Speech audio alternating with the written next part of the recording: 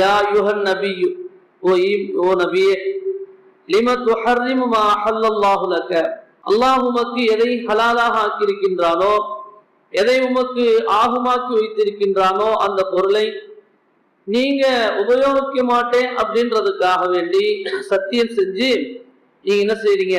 லிம துஹர்ரிமு, ஏன் நீங்கள் ஹராமாக்குகிறீர்கள், ஏன் நீங்கள் அதை தடுத்துக் கொள்கிறீர்கள், விலக்கிக் கொள்கிறீர்கள் அப்படின்னு அல்லாஹ் கேட்கிறான். எதற்காக? தபுதகை மர்வாத் அஸ்வாஜி, உங்களுடைய மனைமார்களை நீங்கள் திருப்திப்படுத்துவதற்காக வேண்டி நீங்கள் ஏன் ஹலாலான ஒன்றை நீங்கள் ஹராமாக ஆக்குறீங்க? அல்லாஹு கஃபூர் ரஹீம், அல்லாஹு தஆலா மன்னிக்க கூடியவனாகவும் அல்லாஹ் மிக்க கிருபையுடையவனாகவும் இருக்கின்றான்.